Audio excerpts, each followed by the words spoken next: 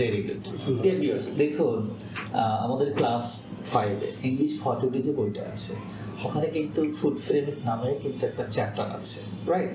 যে এক্স্যাক্টলি একটা শিশু সে যে ক্লাসে আসবে সে কোন সময় কী ধরনের খাবারগুলো খাবে। এক্স্যাক্টলি স্যার যেটা বলছে মর্নিং শোজ দ্য ডে, পেটে যদি খাবার না থাকে তাহলে তো ওই বাচ্চার মেজাজ থাকবে খিটখিটে, সে কিন্তু টিচারের কথা শুনবে না। সেক্ষেত্রে কি টিচার বকাঝকা করতে পারে, মানে শিশুদের ক্ষেত্রে স্টুডেন্টের ক্ষেত্রে ওকে, তার কিন্তু মন খারাপ হবে এবং সে পড়ায় মনোযোগী হবে না। তো পড়ায় মনোযোগ না হলে সে ক্লাস পড়া বুঝবে না, তো বাসায় গিয়ে তার ভালো লাগবে না, ভালো এলিজিবল করতে পারবে না এবং অটোমেটিকলি তার কিন্তু কি পরীক্ষার রেজাল্টটা কিন্তু নেগেটিভ আসবে, রেসপেক্টেড রেজাল্ট হবে না। এবং দেখুন পরীক্ষায় কিন্তু অশান্তি তো রেখে যাবে। যে এক্স্যাক্টলি বিশেষ করে এখানে গার্ডিয়ান ভাইরা, হ্যাঁ আপনারা খুবই ব্যস্ত থাকেন, আপনারা বাচ্চাদেরকে নিয়ে দৌড়াদৌড়ি করে কোচিংয়ে বা স্কুলে। তো এক্স্যাক্টলি মেজর পয়েন্টটা হলো কি, আসলে দেখুন পেট ঠিক শট ঠিক, পেট ঠিক নাই তার সঙ্গে আপনার পাকস্থলী ঠিক নাই, পাকস্থলী সকালে যদি খাবার না পড়ে সারাদিন কিন্তু খারাপ যাবে, স্যার যেটা বললেন। তো সেক্ষেত্রে অবশ্যই কিন্তু আমরা এই ব্যাপারে সিরিয়াস থাকবো।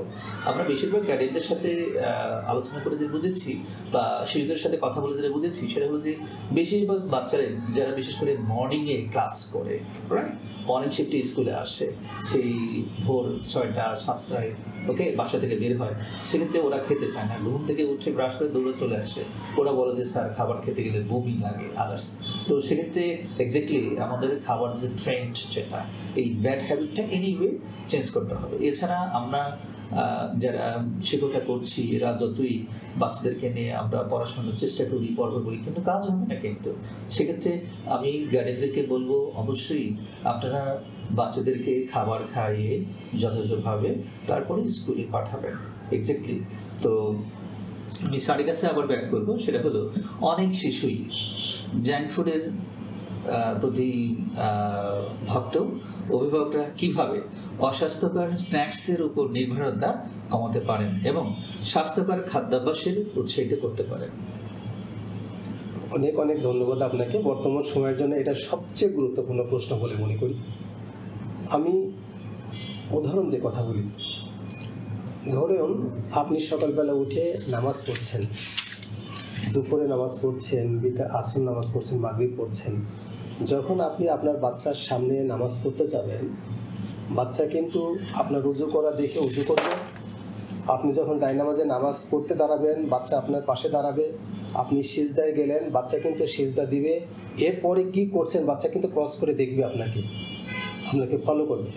আপনি যদি একজন সিঙ্গার হন, হারমোনি তবলা নিয়ে সকালবেলা উঠেই এগুলো বাজান, তাহলে বাচ্চা কিন্তু আপনাকে ফলো করে হয় আপনার কাছে বসবে, ওগুলো নাড়াচাড়া করবে, নইলে আপনার অ্যাবসেন্সে দেখবেন সে হারমোনি নাড়াচাড়া করছে।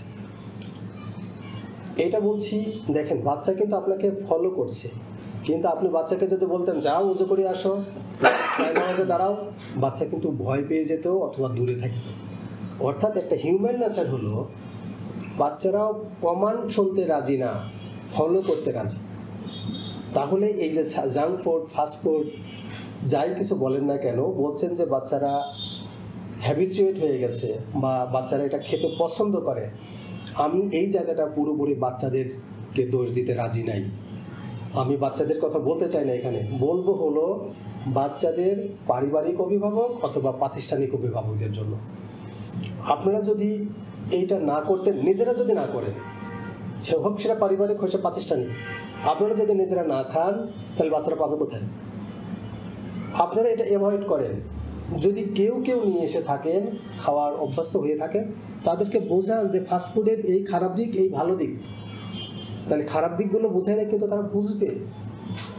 তাহলে বাচ্চারা অভ্যস্ত বা এটা বেশি খেতে চায়। এই কারণে বলছি যে ফাস্টফুড, জাঙ্ক ফুড যাই বলেন না কেন, এগুলো মুখরোচক, ভালো লাগার জন্যই তৈরি করা হয়।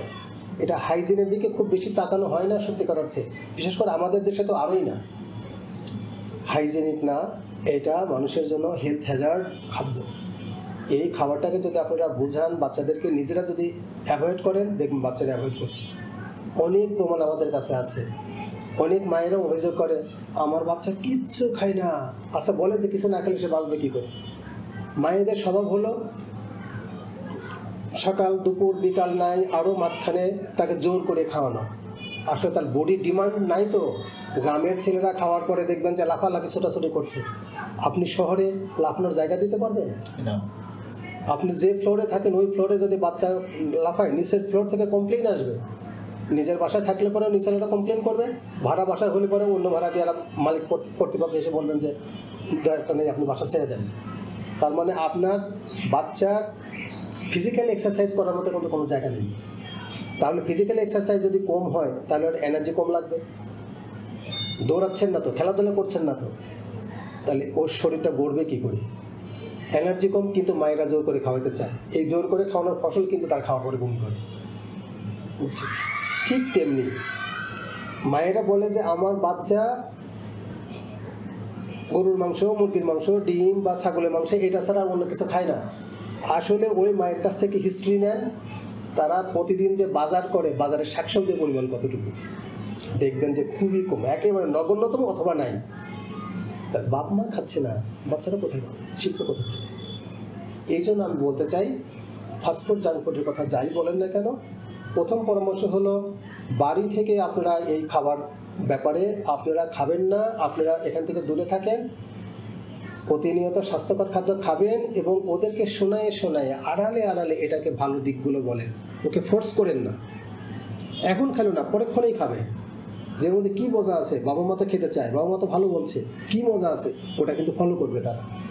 ঠিক প্রতিষ্ঠানে এসেও প্রতিষ্ঠানের আশেপাশ থেকে যদি আপনারা সেটা পারেন, ফাস্টফুড জাঙ্কফুডগুলো থেকে তাদেরকে একটু সরায় রাখেন। ইভেন ক্লাসে যদি একটা বাচ্চা নিয়েও আসে, আপনারা ক্লাসে তাকে ধমক না দিয়ে তাকে ভালোবেসেই বলে যে আজকে দেখো যারা এটা না খাচ্ছে তারা ভালো করছে, তাদের চেহারা ভালো থাকছে, তাদের চুল ভালো আছে, তাদের দেখতে ভালো লাগে, তারা পড়াশোনা ভালো করছে, ভবিষ্যতে তারা ভালো করবে। এই ভালো দিকগুলো আপনারা বাচ্চাদের সামনে তুলে ধরেন। বাচ্চারাও দেখবেন যে একজন বাবা মায়ের কথার চেয়ে শিক্ষকের কথা, ম্যাডামের কথা কিন্তু ভালো মতো শোনেন, রিসিভ করেন, এবং সেটা গিয়ে কিন্তু রিফ্লেকশন বাসায় গিয়ে পড়ে, তো ওরাও শিখবে, জেনে নেবে। সুতরাং ফাস্টফুড জাঙ্কফুডের জন্য দুই অভিভাবক, মানে পারিবারিক এবং প্রাতিষ্ঠানিক দুই অভিভাবককে আমি বলতে চাই যে আপনারা খাবেন না, এই ব্যাপারে নেগেটিভ অ্যাপ্রোচ করেন। ভালো করে দেখে পজিটিভ অ্যাপ্রোচ, বাচ্চারা এটা শিখে যাবে ইনশাআল্লাহ।